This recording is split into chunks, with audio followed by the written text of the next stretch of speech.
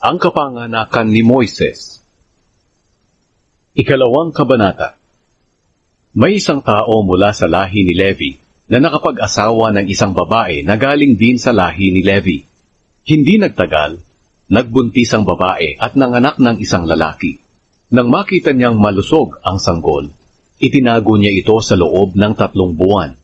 Pero nang hindi na niya maitago ang sanggol, kumuha siya ng basket na gawa sa halaman ng papyrus at pinahiran ng alkitran.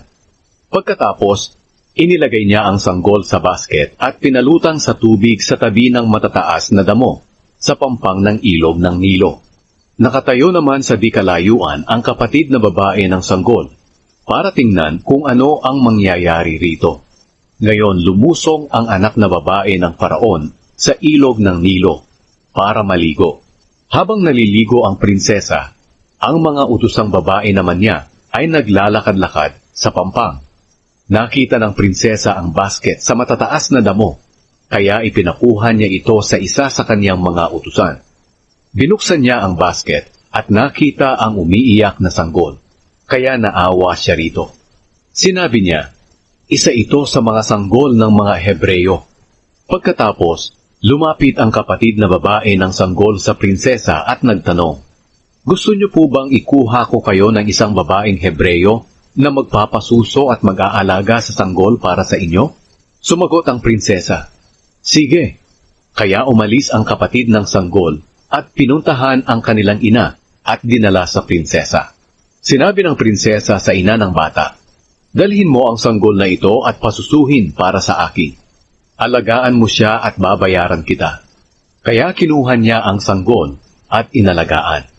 Nang lumaki na ang sanggol, dinala siya ng kanyang ina sa prinsesa at itinuring siya ng prinsesa bilang tunay niyang anak. Pinangalanan ng prinsesa ang bata na Moises dahil sinabi niya, kinuha ko siya sa tubig. Tumakas si Moises papuntang Midian.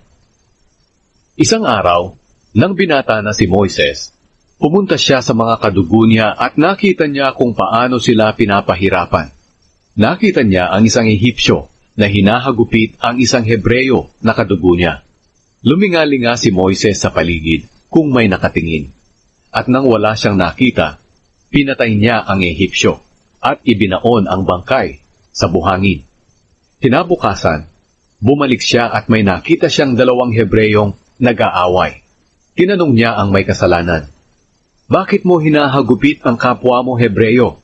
Sumagot ang lalaki, sino ang naglagay sa iyo para maging pinuno at hukom namin?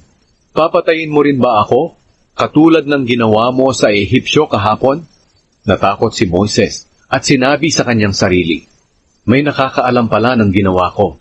Nang malaman ng Paraon ang ginawa ni Moises, tinangka niya itong patayin. Pero tumakas si Moises papuntang Midian para roon manirahan. Pagdating niya sa Midian, naupo siya sa gilid ng balon. Ngayon dumating naman ang 7 anak na babae ng pari ng Midian para umigib at painumin ang mga alagang hayop ng kanilang ama.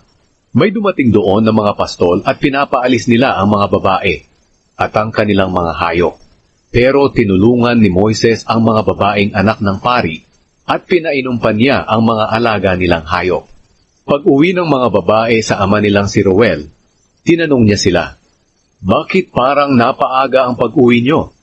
Sumagot sila, may isang Ehipsyo po na tumulong sa amin laban sa mga pastol. Ipinag-igib niya kami ng tubig at pinainom ang aming mga hayop. Nagtanong ang kanilang ama, nasaan na siya? Bakit ninyo siya iniwan?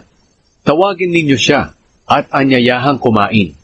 Tinanggap ni Moises ang paanyaya at pumayag siyang doon na tumira sa bahay ni Reuel. Nang magtagal, ipinakasal ni Reuel ang anak niyang si Zipora kay Moises.